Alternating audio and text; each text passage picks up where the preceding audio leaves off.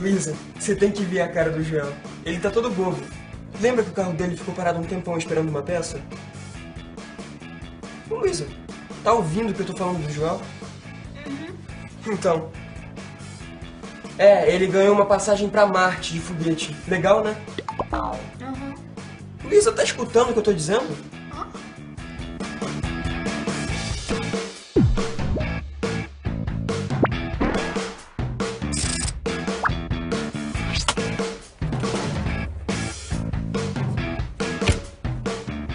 Que beleza, Joel aí. Carrinho nem aparenta a idade que tem.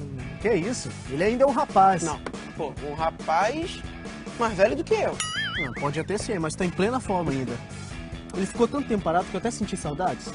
Qual foi o problema dele? Nem me fala, Eduardo. Gasolina batizada. Eu abasteci num posto que eu não conhecia e acabei levando o maior prejuízo. Que lance é esse de gasolina batizado? É quando eles colocam várias coisas misturadas com a gasolina formando a solução. E o pior é que não dá pra você perceber apenas olhando pro combustível. Mas agora ele tá pronto pra outra. Então vamos botar esse carrinho pra andar, Joel. O poçante precisa se movimentar. Pode ser. Pode ser? Então você espera aí que eu vou chamar o Bruno. É rapidinho. Tá, legal. Então valeu. Vai lá.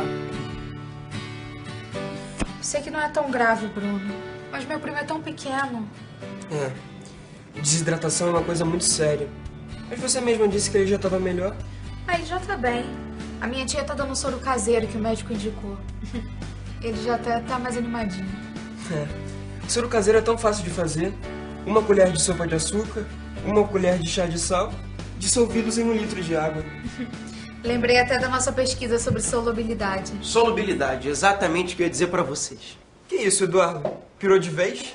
Não. Lembra que a gente fez uma pesquisa sobre solubilidade? Lembro, e daí? Então, ficou faltando pesquisar algumas coisas. Vocês lembram o que era? Eu lembro que ficou faltando a solução de 2 sólidos. Isso. Eu até queria ir numa siderúrgica ver como funcionam essas soluções com 2 sólidos. Mas todas que eu conheço são tão longe daqui. Eu conheço um profissional que pode nos ajudar. E sei como a gente vai chegar lá. Vem comigo, Bruno.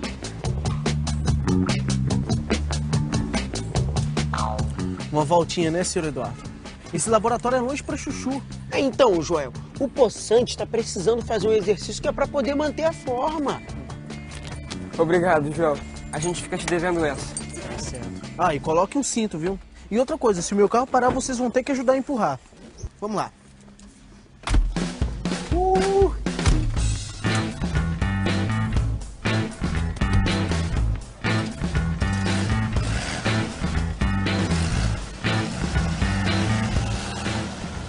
Vamos aproveitar para repassar a pesquisa que a gente já fez sobre solubilidade. Manda. A gente já viu que o soluto, misturado com solvente, forma uma mistura homogênea, que também é chamada solução. A gente até fez o exemplo do sal e do açúcar dissolvido na água. Isso! E viu que as soluções podem ser entre um sólido e um líquido e um líquido, um gás e um líquido, entre um gás e até entre um sólido e um sólido. O açúcar dissolvido na água é um exemplo de solução onde o soluto é sólido e o solvente é líquido. Eu disse para vocês que um exemplo de solução onde o soluto e o solvente são líquidos era a gasolina que abastece os carros. A gasolina do Brasil contém uma parte de álcool anidro.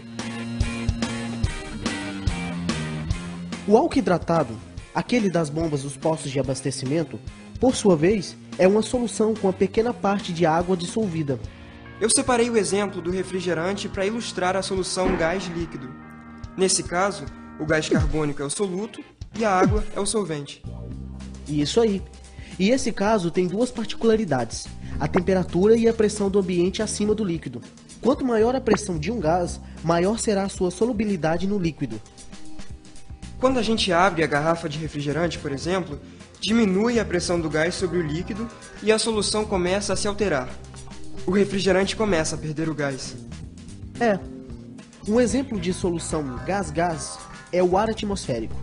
O ar que a gente respira é uma solução onde o nitrogênio está misturado com o oxigênio, o gás carbônico e outros gases.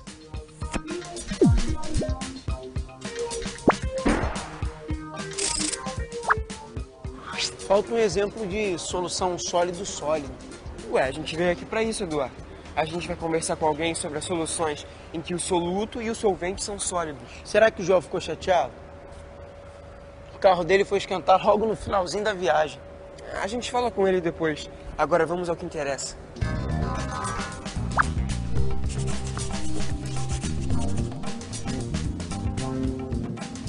Assim, professor, o que é uma solução sólida?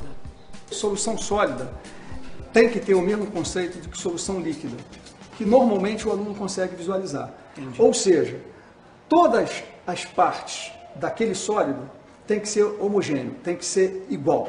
Uma solução sólida é quando A e B se dissolvem mutuamente, formando uma outra fase. Como os sólidos são estruturas cristalinas, e você tem átomos ocupando posições determinadas, quando você tem átomos de outro elemento dentro da mesma estrutura cristalina, você tem uma solução sólida. E como é que a gente mistura esses elementos para fazer ligas metálicas? Para você fazer uma liga, você precisa permitir que haja a difusão de um átomo dentro da estrutura cristalina do outro. Como é que você consegue isso? A maneira clássica é um forno de fusão. Então você funde os elementos, eles vão para o estado líquido, eles se solubilizam um no outro, no estado líquido, e você depois solidifica. Ao solidificar, eles vão ocupando posições na estrutura cristalina devidamente e vão formar as soluções sólidas e os eventuais precipitados.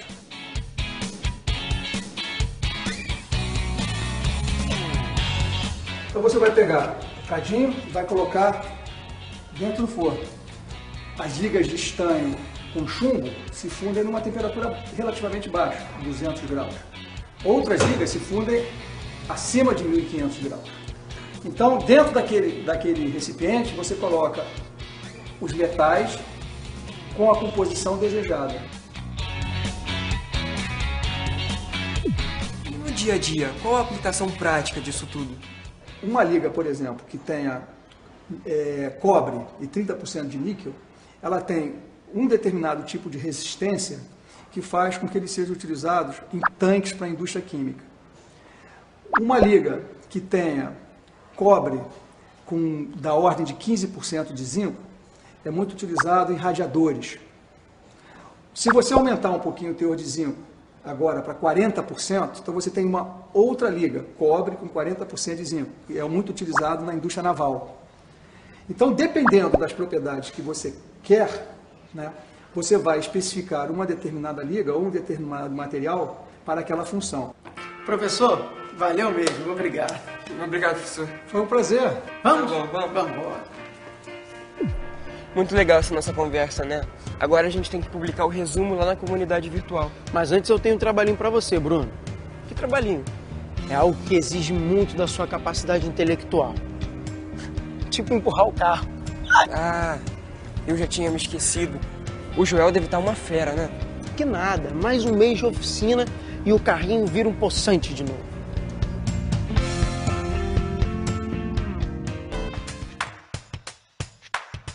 Hoje, pesquisamos mais sobre a solubilidade e descobrimos que as soluções podem ser entre um sólido e um líquido e um líquido, um gás e um líquido, entre um gás e um gás e até entre um sólido e um sólido. E vimos como as condições de pressão e de temperatura são fundamentais para determinar o resultado de uma solução. A gente se encontra pesquisando algum assunto novo que vai interessar a você, porque aí tem química.